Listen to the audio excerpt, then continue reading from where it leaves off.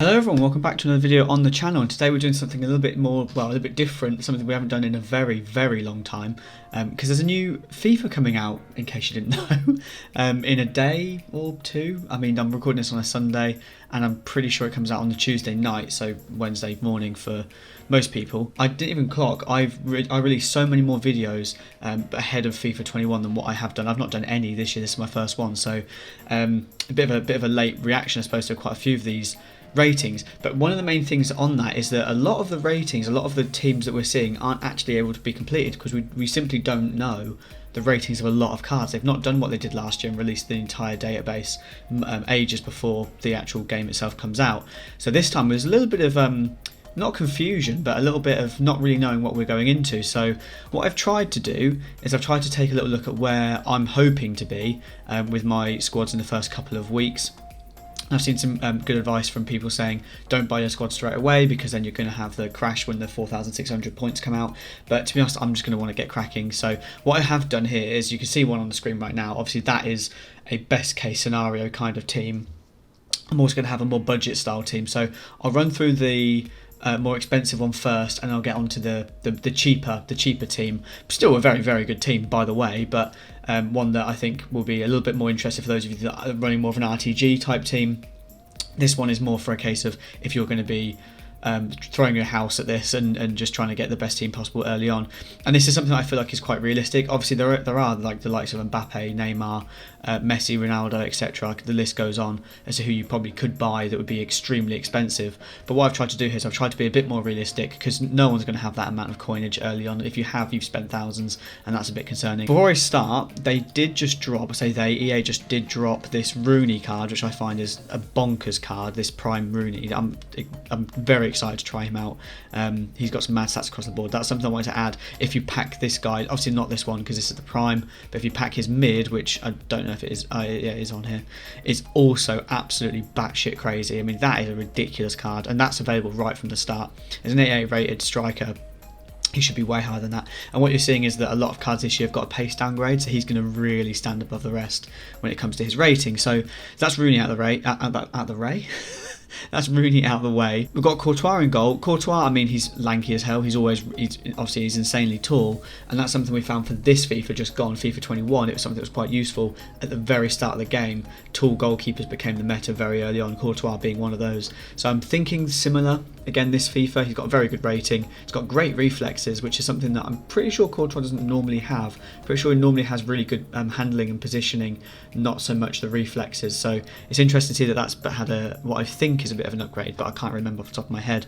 And he doesn't need very good diving because he is extremely tall. And then you've got the two fullbacks. So I'll just scroll up and then I'll actually get into the individual cards. So here's Courtois for you to actually see individually. I'm going to get loads of adverts pop up here, so sorry, not sorry. That's just how it's going to work. Alphonso Davies is our left back in this. So Alphonso Davies has got the 96 pace. He's the only guy that can come anywhere near Kylian Mbappe early on. So if you do come across Kylian Mbappe, have a Davies in your team, you might just survive, because frankly, I mean, the fact they put 97 pace on Mbappe is absolutely bizarre.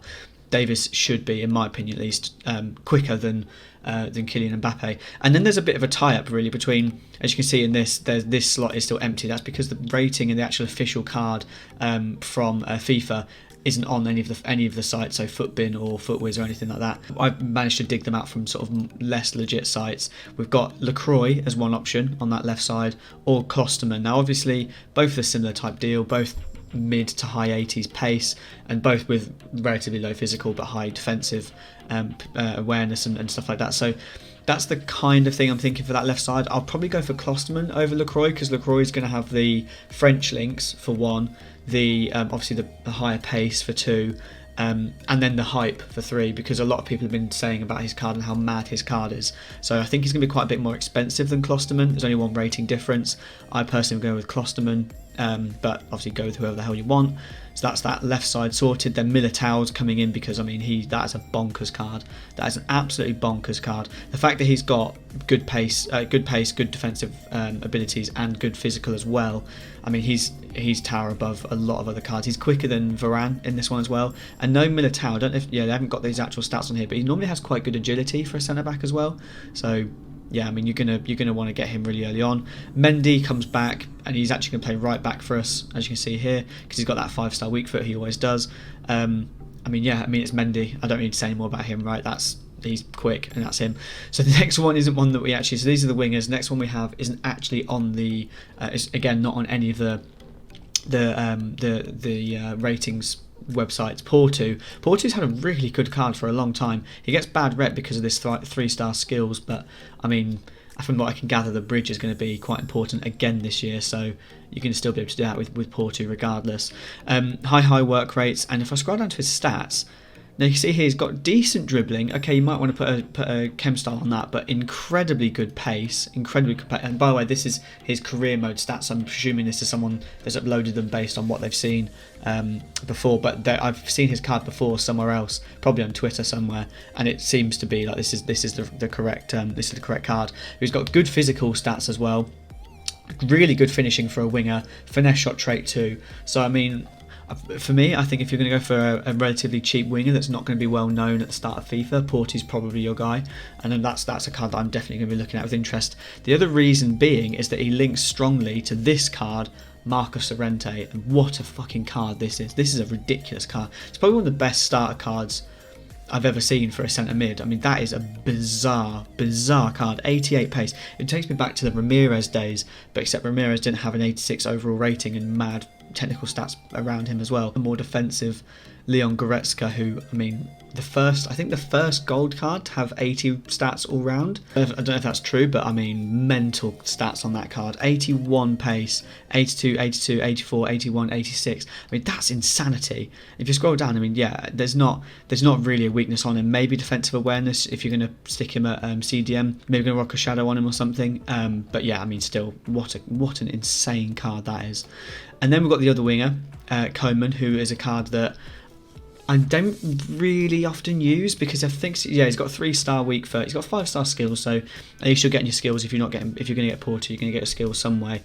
But the issue that I normally have with him is that low stamina. So you can see there's 69, the low composure, and the low finishing. That's something he's pretty much always had. But having said that, there are chemistry styles that can fix those things. Don't know about composure so much, but shooting and physical it can definitely boost. Stamina it can't fix, but at least then you'll have more than 35 fucking aggression. So at least you'll actually be able to maybe shrug somebody off the ball. But he's 5'10", so again he's going to be a pretty good card, I think, for the start of FIFA. I mean, 93 pace. You've seen this, the pace downgrades that a lot of cards are getting is silly. And then we have in the right striker slot, Angel Correa? Yeah, Angel Correa.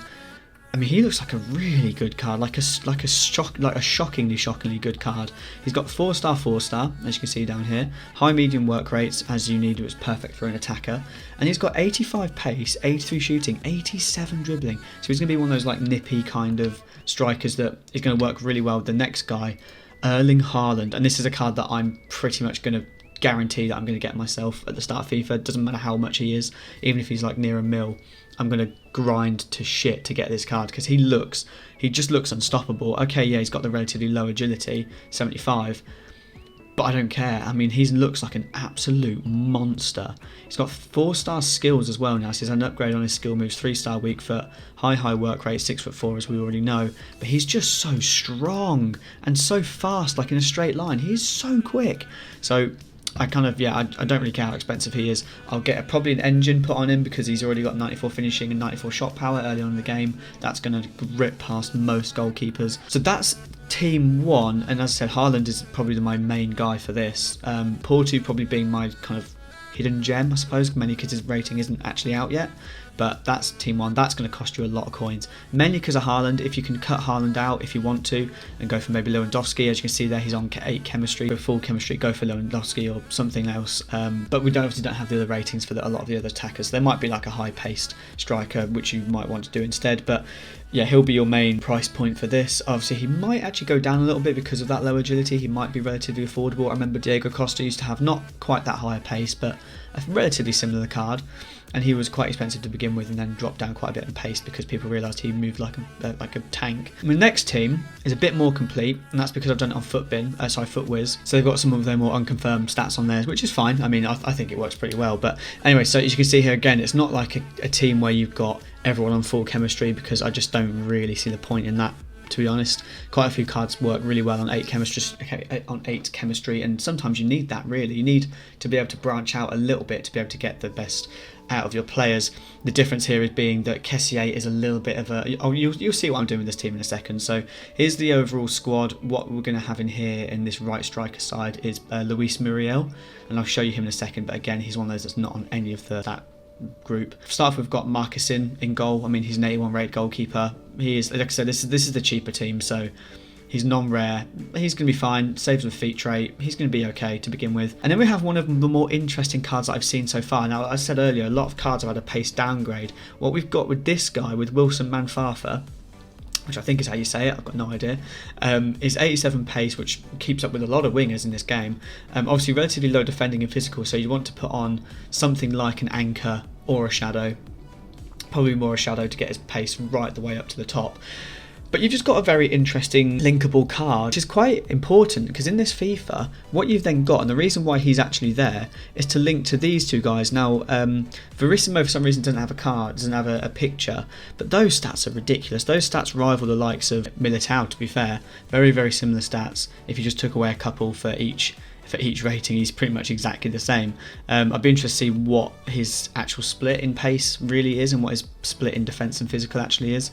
He'll be not too expensive, but obviously 79 rated with 81 pace, fairly expensive. And then you've got Pepe, who's been doing the rounds a little bit with his 80 pace and 87 physical, so he's going to be really, really ridiculously strong, and I think used quite a lot. You'll see him quite a fair bit in the opening couple of weeks, because he's going to be a very budget card, only 82 rated, and he's in Liga NOS, so he's going to be quite a budget option for a lot of people. So he might well reach the sort of 10k mark, maybe be extinct for the first couple of weeks, maybe, or first couple of days rather, maybe, but I don't know. I don't think it's that deep. I think he's only 82 rated. He's probably going to pop up a fair bit. There's a strong link to Vermisio that you've then got Grimaldo. So Grimaldo, 82 rated left back. I mean, he looks like a really good fullback going forwards. You will want to put on a anchor chem style to get his defensive and physical abilities upwards quite a lot, because that is very low for an 82 rated player. But nonetheless, he's quick enough. He's got good enough dribbling. He's good on the ball. You just need to make his actual defensive abilities a little bit better. But what he will do is his strong links to Vermisio, so I'm definitely saying that wrong, Verissimo, I don't know, Verissimo, I'll get it wrong for the rest of my life probably. Grimaldo will be used a lot because he's one of the main left backs in the Portuguese league, and a lot of people are going to be using that Pepe card, so you'll find he's probably going to be relatively expensive, maybe like 3 or 4k, but again, I don't think it'll be that deep. He's only 82 rated, should be pretty cheap. Now we're going to be getting into the relatively more expensive cards, I think. Actually, before we do jump onto that, I'll just show you one of the wingers who sticks in the same league as Rafa. I mean, 94 pace, what the fuck? That is so high. That is so stupidly high on this FIFA, because you don't get many of those that are quicker, or as quick as that. So I think he's one that to definitely buy in the first couple of weeks, because he's going to be incredible off your bench, regardless of what team you go for. Buy Rafa, and that's going to be something that I'm going to do. I'm going to buy Rafa pretty much straight away, because he's going to cause absolute carnage off the bench for a lot of people. And then you've got the other winger is Chiesa. So Chiesa is another one where he's for some reason not given that much hype, and I find that kind of weird just looking at these stats, because he's got 91 pace, which is, I mean, again, a lot for this FIFA. That's the same as Raheem Sterling, which is silly, but anyway. 81 shooting, which is really strong. 85 dribbling as well. 73 physical is pretty damn good for a winger. I guess the only thing that's letting him down there is the 74 passing. That'll probably be largely weighted into crossing, but even still, very, very good for an early card, and only 83 rated. He's probably going to be quite cheap. And then you've got Kessié. So Kessié, 84 rated, probably going to be one of the more expensive cards in this whole team, simply because he has caused a little bit of hype. He's got very, very solid ratings across the board. Like a budget Leon Goretzka, so you'll probably find he's going to be about 15k or so. He'll be quite expensive, but still worth it, I think. I mean, he's going to be an absolute rock in your midfield. 87 physical, 82 defending, and 80 dribbling. He's going to be really, really solid. He'll be more of a defensive option than Barella, who's the other option that I've gone for. 86 dribbling. He reminds me a little bit of what Verratti should look like. Really, because I don't know why Verratti is still so slow and still relatively poor, but anyways, really good dribbling stats. Those are the kinds of dribbling stats that you want from your centre mid. And you've got very, very good stamina on Barella. and just generally really good stats all round. Okay, he's not going to get forward that well for you, but he's definitely more of an attacking option than Kessié is. He's probably going to play a little bit like Kante in the game. You won't be able to shoot with him all that much, but you still get into some nice attacking areas. The next card, and again, maybe the most expensive card, I don't know which one out of him or Kessié will be, but potentially the most expensive card in this team is Martinez, Lautaro Martinez. He's got an insane looking card. I don't know if this is true, 5-star skill moves. That to me doesn't seem right for the kind of player that I watch, but again, I don't know. I'm not the biggest watcher of the Serie A in the world, but I've not seen a lot of his skills before. But I just don't. It just doesn't really seem right to me. It seems a little bit bizarre. But anyways, if he does get it, then fair play, because he's going to be an unbelievable. If he does get a 5-star skills, definitely pick him up, because he's going to be an incredible card. He's got the 81 shooting is largely weighted towards finishing, which is very important. Physical stats for absolute days. Okay, yeah, he's only 5'9", but 88 jumping will see him win a lot of headers. You've got really good dribbling stats. I mean, those are really ridiculously good dribbling stats. Good vision, so you can pass the ball okay. All round just looks like a really good, really nice card. And the next one, the last one, is Luis Muriel. So he's always had a really nice card in FIFA, and he's always been one of those that's like a really quick striker. He's had a team of the season for a couple of years now. I can't remember if he actually got one last year or not, but he has been known for, he's been building a bit of a, I don't know, a bit of stock, I suppose, behind him. Playing for Atalanta, they've been doing quite well. So he's started to go up in ratings, and that's been shown here. He's now on an 82 rated card, and if that's true, and again, this is from one of the ones that I believe will have seen the career mode ratings, and that's where this has come from. So I hope it's the same in Ultimate Team. But with an 82 rated attacking card, with the stats that he's got, 4-star as well, pretty good acceleration, pretty good sprint speed, very nice dribbling, 88 dribbling. But these stats here for that kind of card are insane. Like, he's somehow managed to get 80 short passing for one, so the man can pass the ball really well. But he's then got 85 attack positioning, incredible, 84 finishing, 84 long shots. What the fuck?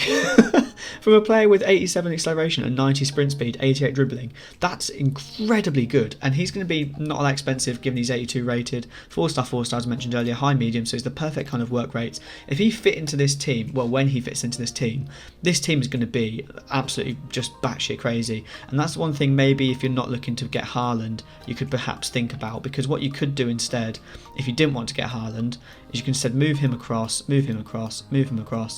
Well, you could do it however you want, really. You could keep him there if you want to have Chiesa on the 7 chem, and then you could go Angel Correa up front to partner him, and then you could get Porto there.